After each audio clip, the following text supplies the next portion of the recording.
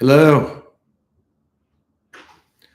Good morning, everyone. It's actually the second Thursday of January. As some of you know, we postponed it for both business reasons and because of the holiday. A lot of people were out the first Thursday of January on January 2nd, so we've moved it to today. I'm here again. We haven't never designed these to actually be done live like this, but the last couple we've done this way because of the expectation of being able to share news, which I'll get to here in a second. First things first, for those of you who are fans of Curb Your Enthusiasm and Larry David, you're not allowed to say Happy New Year after January 7th, so I won't say that. But I hope everybody had a good holiday period and they're back at it. The other thing I'll say is that I'm based, as most of you know, in Los Angeles. And over the last couple of days, you would have had to not read the news at all to not know that LA has been pretty much a disaster zone. I personally know many, many people who've lost their homes in the Pacific Palisades area over the last couple of days. Schools are closed here today, et cetera. So it's been a really, really trying time for people in LA over the last couple of days. Things appear to be getting better today, but there's a lot of stuff to pick up for those who are in the communities that have been severely affected by the fires. So our hearts go out to all of them, and best of luck to those who've been affected by that. I had a note over the holiday from one Q shareholder who said, as a Q shareholder, he's learned patience. I think we've all had to learn that over the last couple of months, and certainly over the month of December. Those of us in management have been tried and tested with respect to our patience. The fact of the matter is that I stated pretty emphatically on the last First Thursday call, and frankly believed in my heart and soul, was that we would have a couple of the things that we've been working on, which I'll speak about here in a second, to be announced.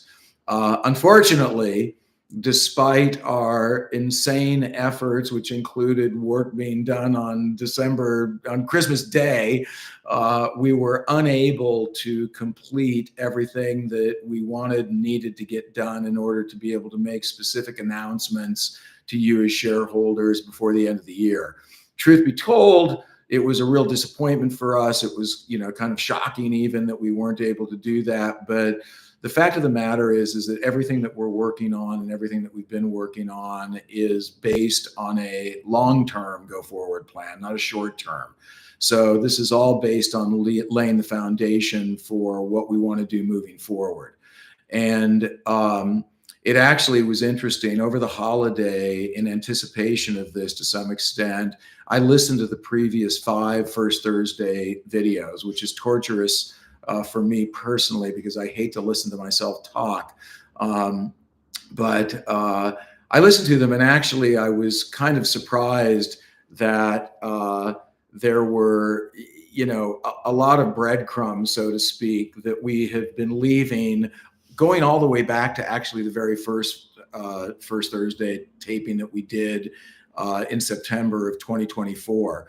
And when I went back and listened to them, and if any of you are really bored and don't have anything to do and want to go do that, you'll find in sort of each and every one of them hints and things that point to what I'll get a little bit more specific about today on this First Thursday, in terms of what our actual actions and activities are that we're working on with the business. If you go back, even the very first one, we talked about our influencer marketing business and the growth that we've experienced there. The second session, we talk a lot about how we want to leverage the creator economy and reduce the burn rate of businesses that are sucking up a lot of cash out of the business. We've answered a lot of questions directly from shareholders about how we're doing that and what we're doing about that and the reasons behind that. And in the last one in December, we even spoke even more specifically about the fact of the direction that we're headed in terms of what we're focused on in 2025. As some of you are aware, our fiscal year for QU Media begins on January 1st. And so there was a real intent, not just psychologically, but also just in terms of the fiscal calendar that we're in. We really wanted to get a number of the things that we've been working on for months now done by January 1st, both in terms of a fresh start and sort of a psychological edge, but also just in terms of starting off the first quarter. The reality is that hasn't become possible. Some of you are also possibly aware that the fiscal year in India for 99% of the companies there begins on April 1st. So their fiscal year ends at the end of the quarter that we just started. That doesn't have a huge amount of relevance into what we're doing. We were trying to make certain things happen with a clean break. That won't happen, and we'll kind of have a bit of a stub period in terms of some of the things that we're working on, but that's the way it is. And as I said a minute ago, the fact is that everything that we've been working on for months now and that we continue to work on 24/7 is all based on pivoting the business into a focus on one thing and one thing only, which is profitable growth. And as I've stated previously, it kind of almost was a joke with our board going back months now, where we talked about, let's focus the efforts of QU Media on a business that, or on the business units that are growing and profitable, and start to decelerate our efforts to create kind of promising businesses, but those that are going to require significant additional capital infusion. And that's really at the foundational level, everything that we've been working on and that we're doing as we speak. I've got some notes to the right here, which is why I'm doing this occasionally. The bottom line is that when we brought Raj Mishra onto the board of directors of the company now almost a year and a half ago, and when Raj came on as the active group CEO of India in November of last year, so just over a year ago, he and I spent the first 6 months of 2024 really assessing all the different businesses and having many discussions and conversations. We work extremely closely together about what was best for the business. And as many of you know, Raj has a long history in social media with TikTok, and before that with Musical.ly. He's a very successful digital pioneer in India.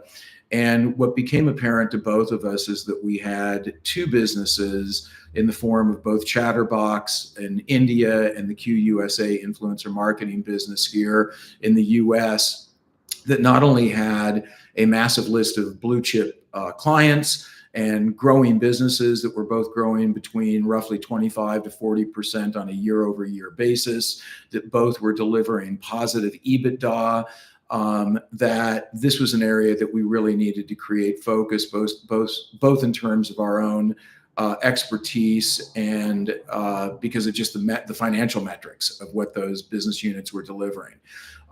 In addition to that, we felt that our channel business was not really getting successfully supported from the public markets in terms of excitement about that.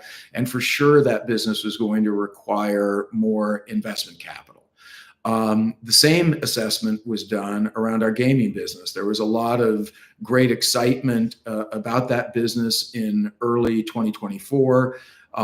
We sort of got a proof of concept model in terms of what we were doing there during that time, but we also came to recognize that both of those businesses were going to require significant capital infusions, and frankly, due to the sort of state of our public market, the stock prices, things that I've spoken about previously, we didn't feel that it made sense to be moving capital into those businesses where we didn't feel that we were getting the value either in terms of top line and bottom line financial results, and also in terms of shareholder value. So where are we in 2025, and what's our game plan? We are actively in the middle of, as we speak, looking to divest either a portion or more of our shareholdings in both the channel asset business and the gaming asset business. Why are we doing that? We're doing it for the reasons that I just spoke to, but we're also doing it because in a perfect world, we'll remain and have a passive shareholding interest in both of those businesses, but will not be turning to our own capital to be able to continue to fund what's necessary to grow those businesses. So for us, it's kind of the best of both worlds. It's keeping some skin in the game, having the ability to maintain a position for our shareholders' equity in those business units to be able to continue to participate. That's what we're looking to do. That's why some of these negotiations have taken longer, because there's a number of different ways that we're trying to make this happen, that we believe we can get what my old boss at Lionsgate used to call schmuck insurance, in the event that the channel businesses and the gaming businesses continue to grow. In both those cases, we're in advanced discussions with companies that we believe can make those businesses grow and grow successfully, and are ready to put the capital up to be able to do that. Part of what's taken more time for us in getting to a solution for both of that is that there's a lot of complicated negotiations in both, and with respect to both businesses that we've been engaged in. We're continuing to do that, but I can officially proclaim as of this moment that we are looking and engaged in active discussions and conversations with respect to both of this. I've already spoken about this in the past. This isn't really coming as sort of a news flash to any of you, I'm sure, who watch these on a regular basis over the last 5 months. But what I'll sort of state with specificity today is these are active, direct conversations. These are not internal discussions that we've been having for the last 2 or 3 months within the management and board of QU Media. These are discussions that are outgoing. They're term sheets and other factors that are being discussed and being negotiated and being actively looked at and reviewed. So this is something that we think that we will, this is part of what I was hoping to have completed before the end of the year. We have not been able to achieve that, but I think when push comes to shove, all shareholders will support that. It's much more important for us to do the right deal than to do a hasty deal with respect to either of these.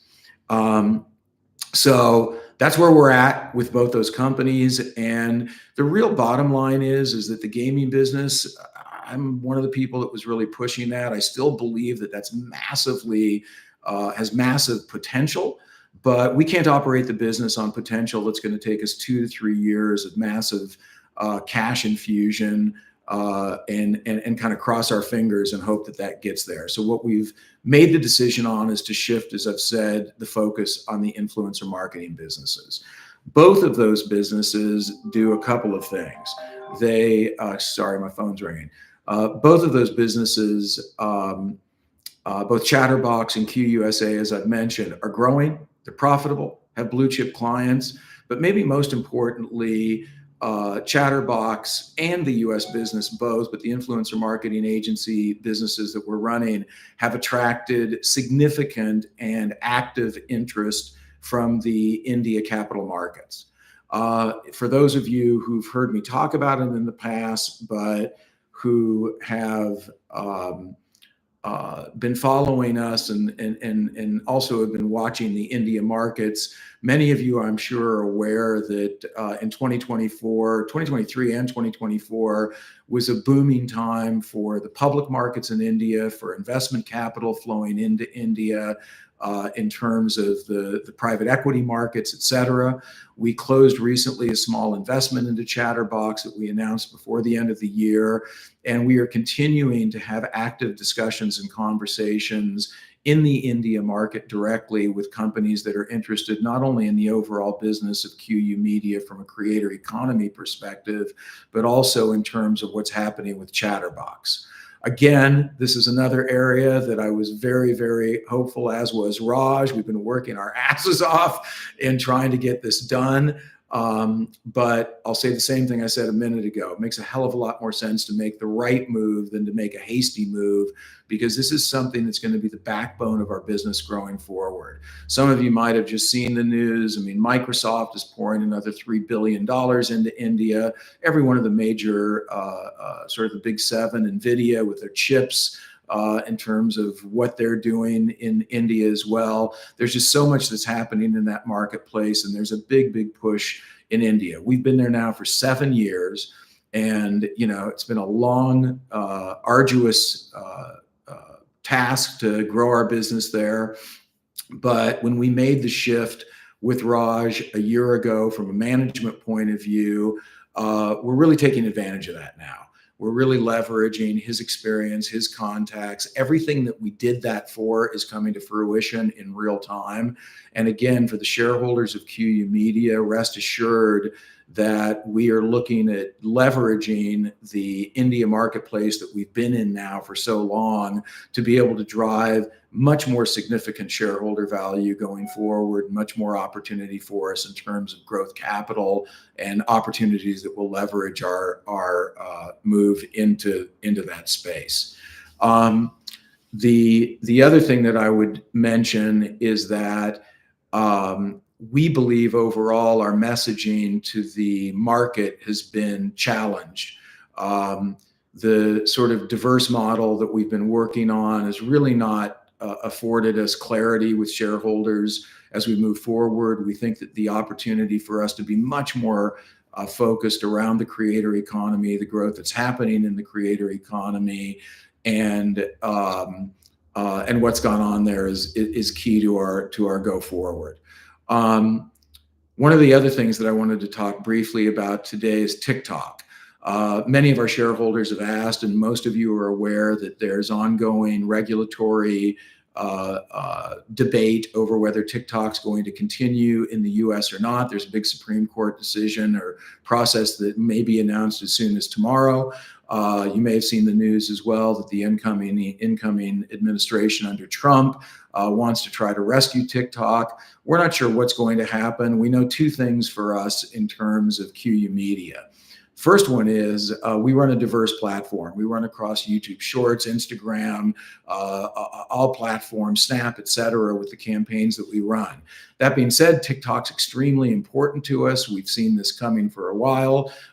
In a perfect world, we hope they work things out, but social media is not going to stop. And social media will continue to grow massively, and people will just shift to other platforms if and when something with TikTok should happen. And we've prepared over the last few months for this eventuality if it should occur. Second thing I'll tell you is that Raj Mishra has experienced this firsthand. Raj was the Chief Strategy Officer for ByteDance India and had been the country manager for TikTok when they shut it down in India. So we know that this can happen. We've seen it happen. We were there in India when it did happen. And I can assure you that India's social media numbers have not done anything but grow since that happened. Obviously, TikTok itself went away. Other platforms rose up. Instagram and YouTube took a lot of that market share in India. And I would expect the same thing would happen here. So under Raj, through our own preparation here in the US market, we're very, very prepared for the eventuality of a change and shift happening around TikTok.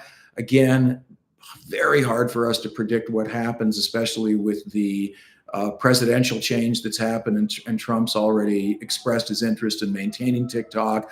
But irrespective of that, we're prepared for that in our business here. And obviously, because it doesn't exist in India at present, the Chatterbox business has already shifted from any reliance on that platform when it was taken out of India years ago. So the net of the message for shareholders here on whatever day it is, I think January 9th today, is that nothing has really changed in terms of what we've been talking about over the last 2 or 3 or 4 months on these calls, other than the fact that we have taken a conservative approach to settling on deal points across the board for any of these things that I've been talking about. And I think that's ultimately for the benefit of all shareholders. Raj and I always talk about 2 to 3 year timelines in terms of where we see there being a profound change in the valuation of our business and the assets that we're building and growing upon. We're super focused on getting a clear message out to the public markets and shareholders. We're super focused on continuing our quest. We've had, as most of you are aware, 2 consecutive profitable adjusted EBITDA quarters that we've announced. We're doing everything possible to continue that. We're looking for options that can provide value with the assets that we've put ourselves behind in the channel and gaming space going forward, and expect to continue that. And we couldn't be more excited around 2025 unless all the things I'm talking about had been able to be expressed specifically to you before the end of the year. So rest assured, we're working our butts off to get this all done. I think people that have been paying attention are already looking to support us further and expecting good things to happen in 2025. We're as fired up as we've ever been going into this year. And I look forward again to having more positive things to announce very specifically on the February First Thursday call. And hopefully we will have an interim call to talk about these before the first Thursday of February, should we successfully get to a point where we've got news that we think is worthy of a specific investor call. So that's it. We're all disappointed that there aren't more specifics that we can talk about today, but I'm a serial entrepreneur, and it's a necessity of life to be a glass half full kind of guy.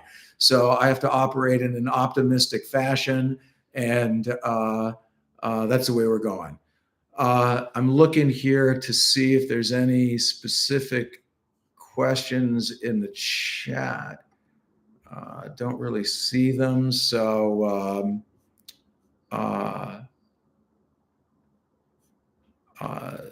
someone's asking about the minority stake in Chatterbox. We're not revealing that yet. We'll have more information about valuation with Chatterbox as we move forward, which I think you'll all be excited to hear. So more on that, and welcome to 2025, and let's hope that we deliver on the promise of what we believe we're going to deliver to shareholders over the course of this year and beyond. Thank you so much.